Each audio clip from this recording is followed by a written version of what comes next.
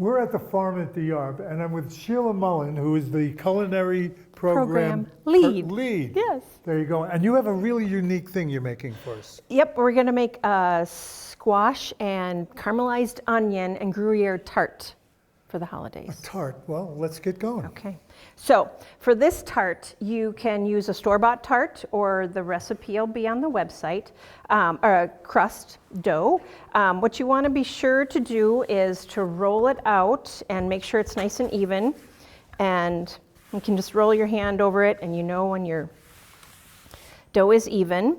And then you have your tart pan ready to go, and I find this the easiest way to transport is I just roll it over my rolling pin and brush off a little bit of this flour, and then you can just eyeball it over your pan. And the key here is to not stretch it. You want to fold it in. Press it in, yeah. You want to gently glide it, and then it'll go into the edges.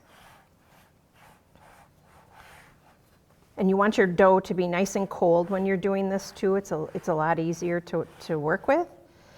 And then the fun part. That's the fun part. Then you can use your rolling pin just kind of gently.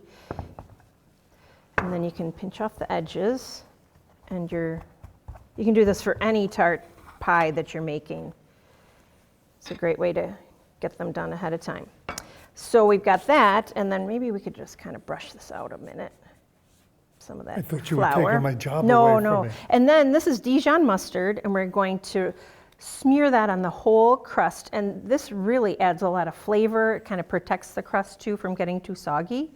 But it just really adds a zap of flavor. And do I put it on the side Yeah, also? put it all the way up the side. Yeah, the whole deal. And this tart is great because you can make the dough 3 weeks ahead of time right now, and you can throw it in the freezer, defrost it in the fridge, and then same with, you can get it ready in the tart pan. You can do any of these steps ahead as much as you can. Just keep it nice and cold. So beautiful. And then from there, we're just gonna add a little more flavor. Yep.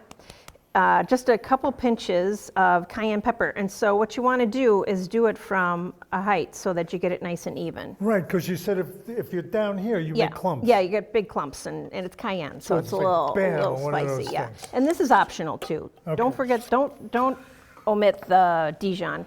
And then we're going to sprinkle some. Actually, we're going to put the caramelized onions. So when you're caramelizing your onions, probably going to need to go a little longer than you think. Nice low, you got to be real patient with them, but just turn them every so often, and just until they're super tender. And it's time. It's when time. You think you're supposed to stop, they take go about a little half farther. hour. About a half hour for sure. Yep. And so I'm just going to use my hands. It's okay. And just going to layer this in.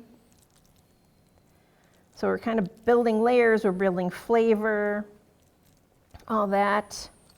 So does it have to cover completely? That's kind of nice, yeah. And it also helps to hold our little, our slices of squash and sweet potato. So then you can put the cheese on. You can leave a little for the top too, so that it helps to keep it all together as you're cutting it. So you can use a little more than that. Come on, Bobby. Well, he said save some. Yeah. Just a little. How's Okay, it? so now this is the fun part. So now we get to shingle this, build this all together. So how I like to start, so this is delicata squash, and it's sliced really thin. You can use a mandolin, food processor, but to get it nice and thin, so you that's want to be the key. equal. Yep, and you want even pieces so that it cooks evenly, but also you want it to cook too. Right. So really as thin as you can get it. So what I like to do is you basically kind of stand them up, and you can we're just gonna shingle this together. So you're leaving a space because a little bit, put stuff in between. We'll there put a little go. bit of sweet potato and a little red onion or shallot that you've sliced really thin, and you just go all around. And if it's standing up, it just kind of gives a really pretty cool presentation. That's what the kind of the wow factor of this. It's really different looking. Yeah, yeah. So now this could be a tart, which means When do you serve a tart? Well, this could be for a vegetarian that you have over for the holidays that, because it's pretty hearty. But I mean, it's like it's a side dish, It's basically. a side dish. Or a main course for For a vegetarian? a vegetarian, yeah. Which I happen to have a couple in my family. It's not vegan because we got a lot of butter in the crust and all Yeah. that. But you just build this around and you can just, even when you're finished, you just go back in, add a little, you want to be sure to get enough veg in there, and then you can add on a little bit of the And the onions you just kind of spread around here and there? it's just to add a little fresh flavor. We got the caramelized onions on the bottom, which are, kind of so savory, and this kind of adds a little.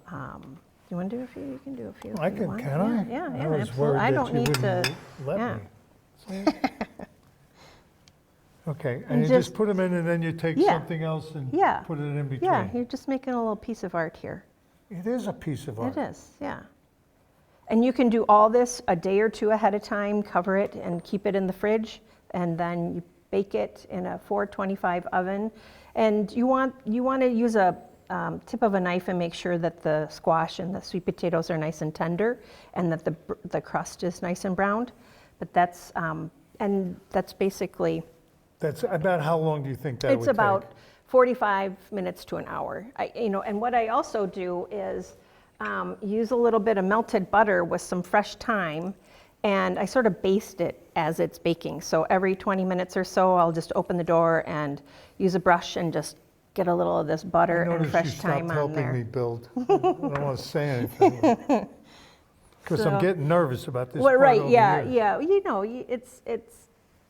You think, oh, and then you can just add a little bit in the middle. And even these little pieces you throw in. Sure, yeah. This was kind of a large squash, so. But it's pretty, But, oh, it's way pretty. yeah, it's beautiful. Okay, so once we get this all done, Yep, all right, then we want to see what it looks like when it's finished. Let's Right. take a look at the finished product. so when it comes out of the oven, you get this, it comes out of the tart pan. You can serve it on a cutting board, or, it's kind See, of now rustic, look at really. that. Look at that's Yeah, beautiful.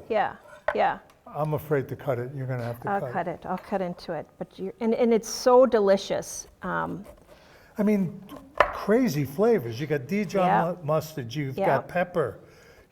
Oh yeah, salt Cayenne and pepper, right. I mean, it's crazy. You also need to definitely give your the squash some salt and pepper for sure, because there's no flavoring on there. So here is, Oh, well, I'll just have to see if this is as Right. good as it looks. give it a try. Should be kind of crispy on the bottom. Oh, it is. That's unbelievable. Isn't that good? So many different flavors. Yeah, make ahead. So here's a good one. If you want to really show off to your neighbors about that, you can cook a holiday dish. That's great.